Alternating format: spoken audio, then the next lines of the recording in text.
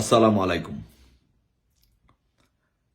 আমার প্রিয় শিক্ষক, আমার ঢাকা বিশ্ববিদ্যালয়ের প্রিয় শিক্ষক, আইন বিভাগের প্রিয় শিক্ষক ডক্টর আসিফ নজরুল স্যারের কাছে আমার একটি বিনীত অনুরোধ। স্যার, আপনি সব সময় আপনার বক্তব্যের মধ্যে সবসময় সব জায়গায় আপনি বলেছেন বাংলাদেশে ২৬ লক্ষ ভারতীয় চাকরি করে, কিন্তু আমাদের দেশের অসংখ্য শিক্ষিত তরুণ বেকাররা, যুবকরা বেকার, তারা চাকরি পাচ্ছে না। ঠিক আছে স্যার, থ্যাংক ইউ স্যার, আপনার কথার সাথে আমি 100% একমত, সহমত।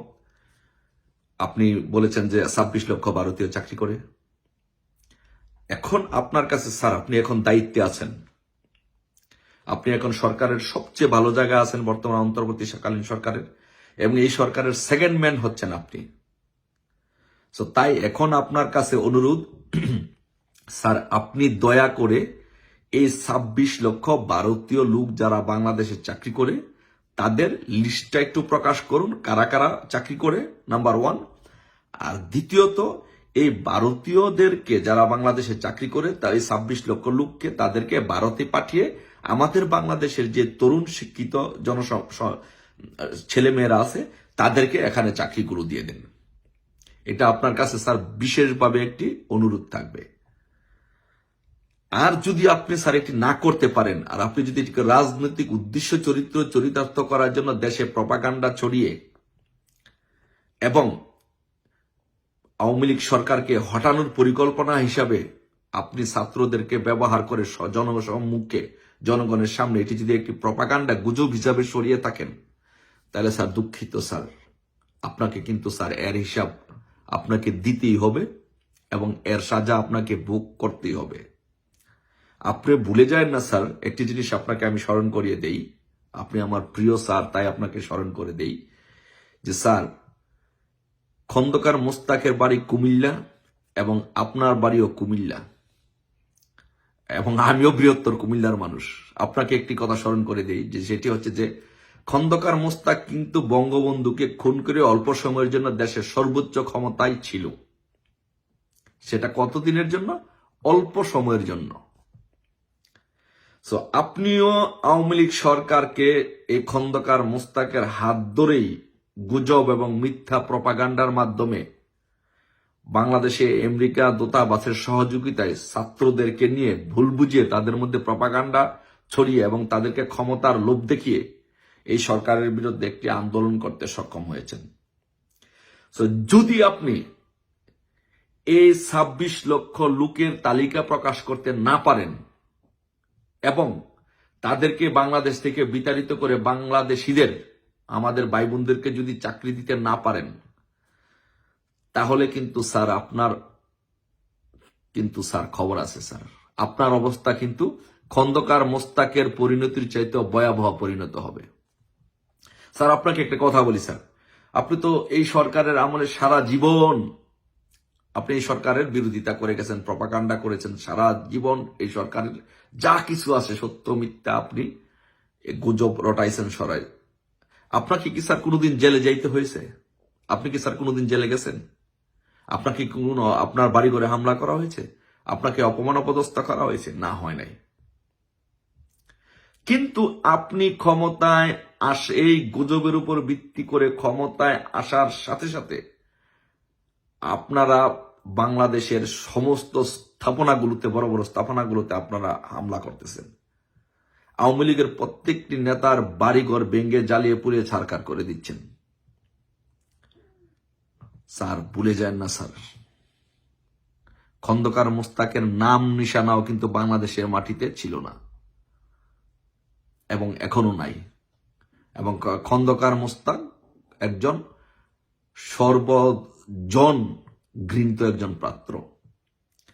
আপনিও যদি স্যার খন্দকার মোস্তাকের মতো যদি আপনি এটা প্রমাণ করতে না পারেন, আপনি যে প্রপাগান্ডাগুলো ছড়িয়েছেন যে ২৬ লক্ষ ভারতীয় বাংলাদেশে চাকরি করে এবং তাদেরকে যদি লিস্ট প্রকাশ করে তাদের জায়গায় যদি বাংলাদেশিদের চাকরি দিতে না পারেন, আপনার জায়গা কিন্তু খন্দকার মোস্তাকের জায়গায় কিন্তু আপনার স্থান হবে। এবং আমি একটি বলে দিচ্ছি, আপনি দিন সহ তারিখ সহ লিখে রাখেন, যে আপনি কোনোদিন তো আওয়ামী লীগ আমলে এত কিছু করার পরেও আপনি জেলে যান নাই, আপনি দেশ ছাড়া হন নাই। আপনার কিন্তু বাংলাদেশে কিন্তু স্যার আপনার স্থান হবে না। এই তরুণ সমাজ আপনার গায়ের পশম কিন্তু একটা একটা করে খুলেও শান্তি পাবে না। আপনি বাংলাদেশের যেই ক্ষতি করেছেন স্যার, আপনি একজন ঢাকা বিশ্ববিদ্যালয়ের শিক্ষক, আমার শ্রদ্ধে স্যার, একবার শুধু ভেবে দেখেন আপনি ষড়যন্ত্র করে ক্ষমতায় যাওয়ার জন্য এই ছাত্রদেরকে ব্যবহার করে কি করছেন আপনি। একটা সাজানো গোছানো একটা দেশকে, একটা চমৎকার সুন্দর একটা দেশকে, যা এক উন্নয়নের মহাসড়কে যে দেশটি ছিল, সেই দেশটিকে আজকে আপনি ধ্বংসস্তূপের দ্বার প্রান্তে দাঁড় করিয়ে দিলেন আপনাদের ক্ষমতার জন্য। আপনার মতো খন্দকার মোস্তাকদের ক্ষমতার লোভের জন্য আপনারা ডক্টর ইউনূসের হাত ধরে মার্কিন যুক্তরাষ্ট্রের বাংলাদেশের দূতাবাসের সহায়তা নিয়ে আপনারা এই কাজগুলো করেছেন। ইতিহাস কিন্তু স্যার কখনো আপনাদেরকে ক্ষমা করবে না। বাংলাদেশের তরুণ জনসমাজ আপনাদেরকে কিন্তু স্যার ক্ষমা করবে না। আপনাদের পরিণতি হবে খুবই ভয়াবহ। ডক্টর ইউনূস বাংলাদেশে আইন ফেস করেছে, কিন্তু ডক্টর ইউনূসকে জোর করে কেউ জেলে একদিনের জন্য তাকে জেলে দেয়নি। তার উপরে কেউ শারীরিকভাবে নির্যাতন করেনি, অত্যাচার করেনি। কিন্তু ডক্টর ইউনূস এবং আপনি এই কাজগুলো করার ফলে আপনাদের সারা জীবনে বাংলাদেশে আপনাদের শেষ কবরটুকু হওয়ার রাস্তা আপনারা বন্ধ করে দিয়েছেন। আমি আপনাদেরকে বলে দিলাম, আপনাদের কবরও এই বাংলাদেশের মাটিতে, ডক্টর ইউনূস এবং ডক্টর আসিফ নজরুল স্যার, আপনাদের কবরও এই বাংলাদেশের মাটিতে হবে না। কেন হবে না জানেন? কারণ আপনারা যখন দেশ ছেড়ে পালাবেন, তখন আপনাদের লাশটা দেশে আনার জন্য কেউ দায়িত্ব নিবে না। বাংলাদেশ আওয়ামী লীগ আপনি ধ্বংস করে দিবেন? বাংলাদেশ আওয়ামী লীগকে আপনি নিঃশেষ করে দিবেন? কখনই পারবেন না। বাংলাদেশ আওয়ামী লীগের, ছাত্রলীগের, যুবলীগের হাজার হাজার লক্ষ লক্ষ কোটি কোটি লোক আছে যারা বঙ্গবন্ধুর জন্য এক ডাকে, বঙ্গবন্ধুর জন্য, বঙ্গবন্ধুর কন্যার ডাকে সারা দিয়ে জীবন দিয়ে দিবে।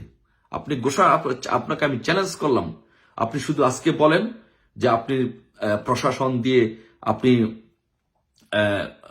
আওয়ামী লীগের নেতাকর্মীদের, ছাত্রলীগের নেতাকর্মীদেরকে নির্যাতন করবে না। উইদিন 24 আওয়ার, 24 ঘন্টার নোটিসে বাংলাদেশে ঢাকাতে 50 লক্ষ লোকের সমাবেশ হবে। এটার নাম বাংলাদেশ আওয়ামী লীগ, এটার নাম বঙ্গবন্ধু, এটার নাম শেখ হাসিনা। বাংলাদেশ আওয়ামী লীগ, বঙ্গবন্ধু বা শেখ হাসিনা এটি কোনো নাম নয়। এর অপর নাম হচ্ছে আবেগ এবং অনুভূতি। এক আবেগ এবং অনুভূতির নাম হচ্ছে বাংলাদেশ আওয়ামী লীগ, এক আবেগ এবং অনুভূতির নাম হচ্ছে বঙ্গবন্ধু, আবেগ এবং অনুভূতির নাম হচ্ছে শেখ হাসিনা। শেখ হাসিনা বাংলাদেশে আসবে, বাংলাদেশ আওয়ামী লীগ এদেশে রাজনীতি করবে, আবার সরকার গঠন করবে, ক্ষমতায় যাবে, সবই করবে। শুধু আপনার মতো খন্দকার মুস্তাকরা এই বাংলাদেশে আর কোনোদিন আসতে পারবে না, এবং আপনাদের জানাজাও এই দেশের মাটিতে হবে না। শুধু এইটুকু লিখে রাখেন, আপনাদের এই অপকর্মের জন্য আপনারা এই দেশটাকে, একটা সাজানো গুছানো দেশকে যখন ধ্বংস করে দিচ্ছেন, এদেশের জনগণ যখন জানবে যে আপনারা এই কাজগুলো করেছেন আপনাদের ব্যক্তি স্বার্থ, চরিত্র চরিতার্থ করার জন্য, আপনাদের লোভ লালসার জন্য, আপনাদেরকে এই দেশ থেকে এই জনগণ বিতাড়িত করবে।